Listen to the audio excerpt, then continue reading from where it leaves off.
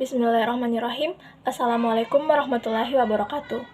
Yang terhormat, Ibu Rosmiati SPD MPD selaku dosen pengampu, dan yang terhormat, Ibu Nur Hijrah SPD MPD selaku dosen mitra mata kuliah Dasar Manajemen Umum.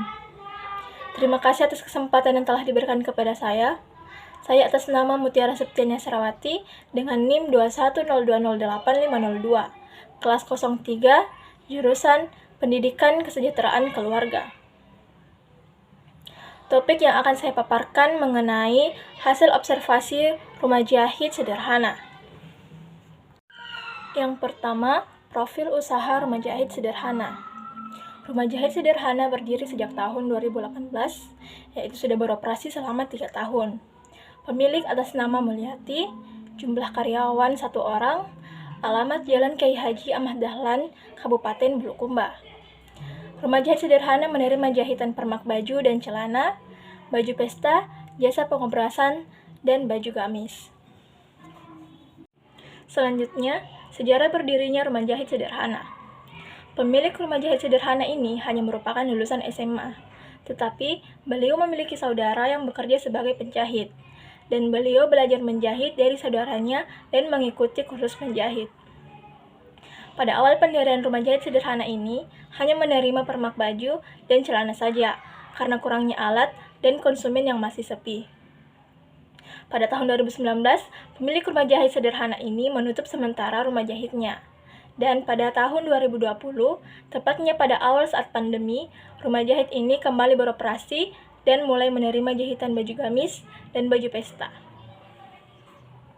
Struktur organisasi dalam rumah jahit sederhana ini dalam penyediaan bahan, pengukuran, pembuatan pola, dan pengguntingan bahan dikerjakan oleh pemilik. Sedangkan proses pengobrasan, proses penjahitan, dan pemasangan payet dikerjakan oleh pemilik dan juga karyawan. Analisis SWOT dalam rumah jahit sederhana. Yang pertama, kekuatan atau strength. Lokasi yang strategis, hasil jahitan yang rapi, dan harga yang bervariasi. Yang kedua, kelemahan atau weakness, yaitu alat dan bahan yang masih kurang dan kurangnya promosi. Ketiga, opportunities, yaitu kurangnya usaha jahit di lingkungan itu dan lingkungan yang ramai. Keempat, ancaman atau threats, yaitu persaingan harga, persaingan dalam promosi, dan harga bahan yang tidak tentu. Sistem pemasaran dalam rumah jahit sederhana itu ada 2. Yang pertama, pemasaran secara offline, dan yang kedua, pemasaran dari mulut ke mulut. Sistem pembayaran gaji atau upah di rumah jahit sederhana.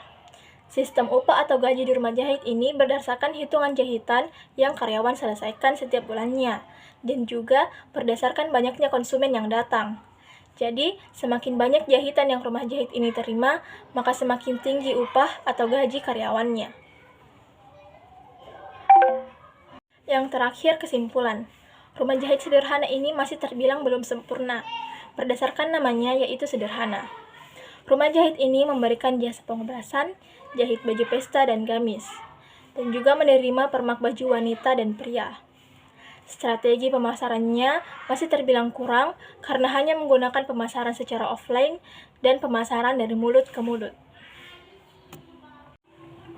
Baik, itulah tadi pemaparan hasil observasi rumah jahit sederhana dari saya. Berakhirnya pemaparan yang saya sampaikan, maka berakhir pula presentasi saya kali ini. Mungkin hanya itu yang dapat saya sampaikan, lebih dan kurangnya mohon dimaafkan. Semoga dapat bermanfaat bagi kita semua. Terima kasih atas perhatiannya. Akhirul kalam, lillahi taufiq wal hidayah. Wassalamualaikum warahmatullahi wabarakatuh.